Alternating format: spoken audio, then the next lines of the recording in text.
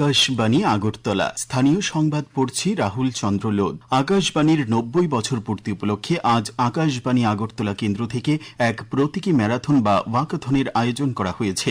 বন্দে মাতরম সঙ্গীতের পর সবুজ পতাকা নেড়ে ম্যারাথনের সূচনা করেন অলিম্পিয়ান জিমন্যাস্ট পদ্মশ্রী দীপা কর্মকার, দ্রোণাচার্য বিশ্বেশ্বর নন্দী। এছাড়াও ছিলেন আকাশবাণী আগরতলার প্রধান জে.বি. চরকপল্লী সহ অন্যান্য আধিকারিক, কর্মকর্তা ও বিভিন্ন সংস্থার প্রতিনিধিরা। এই দিনের প্রতিযোগিতায় প্রথম হয়েছেন তনয় ভৌমিক, দ্বিতীয় পলাশ দেবনাথ এবং তৃতীয় অর্চনা বণিক। তাঁদের হাতে পুরস্কার তুলে দেওয়া হয়। উল্লেখ্য, দীর্ঘ ৯ দশকের গৌরবময় পথ চলা, জনসেবামূলক সম্প্রচার এবং শ্রোতাদের সঙ্গে নিবিড় সম্পর্ককে স্মরণীয় করে তুলতেই এই উদ্যোগ নেওয়া হয়েছে। রাজ্যপাল ইন্দ্রসেনা রেড্ডি নাল্লু ত্রিপুরার চা শিল্পের উন্নয়নে কৃষি মহাবিদ্যালয়ে গবেষণাগার খোলার জন্য প্রস্তাব রেখেছেন। গতকাল লেম্বুছড়াই কৃষি মহাবিদ্যালয়ে আন্তর্জাতিক চা দিবস উপলক্ষে আয়োজিত অনুষ্ঠানে তিনি এই প্রস্তাব রাখেন। আন্তর্জাতিক চা দিবস উদযাপন প্রসঙ্গে তিনি বলেন, চা শিল্পের সঙ্গে যুক্ত সম্প্রদায়গুলিকে আজ সম্মান জানানোর দিন। এবছরের ভাবনা হল চা বজায় রাখা, সম্প্রদায়গুলিকে সমর্থন করা, যা ত্রিপুরার জন্য আরও প্রাসঙ্গিক হতে পারে। রাজ্যপাল রাজ্যের চা শ্রমিক পরিবারগুলোর জন্য প্রধানমন্ত্রী আবাস যোজনায় ঘর, আয়ুষ্মান ভারত প্রভৃতি প্রকল্পের সুবিধা সম্প্রসারণ, চা শ্রমিক পরিবারের ছেলে মেয়েদের জন্য কস্তুরবা গান্ধী বিদ্যালয়, নবোদয় বিদ্যালয়, একলব্য আবাসিক স্কুলে সুযোগ করে দেওয়ার উপর গুরুত্ব দেন। প্রধানমন্ত্রী নরেন্দ্র মোদী আজ নয়াদিল্লিতে সাইপ্রাসের রাষ্ট্রপতি নিকোস ক্রিস্টোডুলিডেসের সাথে এক দ্বিপাক্ষিক বৈঠকে মিলিত হবেন। গতকাল সাইপ্রাসের রাষ্ট্রপতি ভারত সফরে এসেছেন। বিমানবন্দরে তাঁকে স্বাগত জানান কেন্দ্রীয় সড়ক পরিবহন ও মহাসড়ক মন্ত্রকের রাজ্যমন্ত্রী অজয় তামাক। উচ্চ পর্যায়ের এক প্রতিনিধি দল নিয়ে সাইপ্রাসের রাষ্ট্রপতি প্রথমবারের মতো ভারত সফরে এসেছেন। পরে তিনি মুম্বাইয়েও পরিদর্শনে যাবেন। মুখ্যমন্ত্রী অধ্যাপক ডাক্তার মানিক সাহা বলেছেন, আইন শৃঙ্খলা রক্ষায় সরকার রাজ্যের আরক্ষা বাহিনীকে সম্পূর্ণ স্বাধীনভাবে কাজ করার অধিকার দিয়েছে।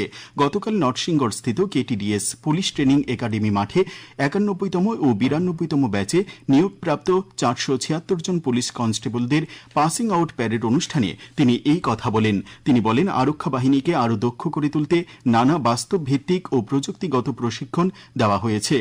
সরকারের লক্ষ্য দক্ষ, সেবাপরায়ণ, মানবিক এক শক্তিশালী আরক্ষা বাহিনী গড়ে তোলা। মুখ্যমন্ত্রী বলেন, গতকাল পাসিং আউট হওয়া কনস্টেবলদের ৪৭৬ জনের মধ্যে ৩১৮ জনই মহিলা, যা রাজ্যের গর্বের বিষয়। তিনি আরও বলেন, রাজ্য সরকার আরক্ষা বাহিনীতে আরও ১১৩৪ জন নিয়োগ করবে। আজ দুপুর ২:৩০ ত্রিপুরা জয়েন্ট এন্ট্রান্স পরীক্ষার ফল প্রকাশ করা হবে। Tripura board of joint entrance এক্সামিনেশনের পক্ষ থেকে জানানো হয়েছে, পরীক্ষার্থীরা tbje.tripura.gov.in বোর্ডের এই অফিসিয়াল ওয়েবসাইটে গিয়ে তাদের কমন মেরিট পজিশন দেখতে পারবে। বিস্তারিত ফলাফল দেখার জন্য পরীক্ষার্থীদের তাদের নিজ নিজ অ্যাকাউন্টে রেজিস্ট্রেশন আইডি এবং পাসওয়ার্ড ব্যবহার করে লগ ইন করতে হবে। ইন্ডিয়ান সুপার লিগ অর্থাৎ ISL এ প্রথমবারের মতো চ্যাম্পিয়নের খেতাব পেল কলকাতার বড় দল ইস্ট বেঙ্গল ফুটবল ক্লাব। গতকাল কলকাতার কিশোর ভারতী ক্রীড়াঙ্গনে লিগের শেষ ম্যাচে ইস্ট বেঙ্গল ২-১ গোলে ইন্টার কাশী দলকে হারিয়ে দেয়। এর ফলে ১৩ ম্যাচে ২৬ পয়েন্ট নিয়ে গোল পার্থক্যে এগিয়ে থাকায় ইস্ট বেঙ্গল খেতাব নিশ্চিত করে। আসলে ১৩ ম্যাচে ২৬ পয়েন্ট পেলেও মোহনবাগান সুপার জায়েন্ট গোল পার্থক্যে পিছিয়ে থাকায় রানার্স হয়। প্রধানমন্ত্রী নরেন্দ্র মোদী আগামী ৩১ মে রবিবার সকাল ১১টায় আকাশবাণীর মন কি বাত অনুষ্ঠানে দেশ বিদেশের জনগণের সঙ্গে মতবিনিময় করবেন। এটি হবে মন কি বাতের ১৩৪তম পর্ব। প্রধানমন্ত্রী জনগণকে তাদের সুচিন্তিত চিন্তাভাবনা মন কি বাতে জানানোর আহ্বান জানিয়েছেন। মাই গভ ওপেন ফোরাম এবং নরেন্দ্র মোদী অ্যাপে জনগণ তাদের মতামত পাঠাতে পারবেন। এছাড়াও টোল ফ্রি নম্বর ১৮০০-১১৭৮০০ নম্বরে কল করে হিন্দি বা ইংরেজিতে মতামত রেকর্ড করানো যাবে। তাছাড়া ১৯২২ নম্বরে মিস কল দিয়ে যে লিঙ্ক পাওয়া যাবে তাতেও মতামত জানানো যাবে। ফোন লাইন এই মাসের ২৯ তারিখ পর্যন্ত খোলা থাকবে। আবহাওয়ার পূর্বাভাসে জানানো হয়েছে, আকাশ প্রধানত মেঘলা থাকবে। আজ বজ্রবিদ্যুৎ সহ রাজ্যের কিছু এলাকায় হালকা বৃষ্টিপাতের সম্ভাবনা রয়েছে। দিনের সর্বোচ্চ তাপমাত্রা ৩৫ ডিগ্রি সেলসিয়াস এবং সর্বনিম্ন ২৬ ডিগ্রি সেলসিয়াসের কাছাকাছি থাকবে।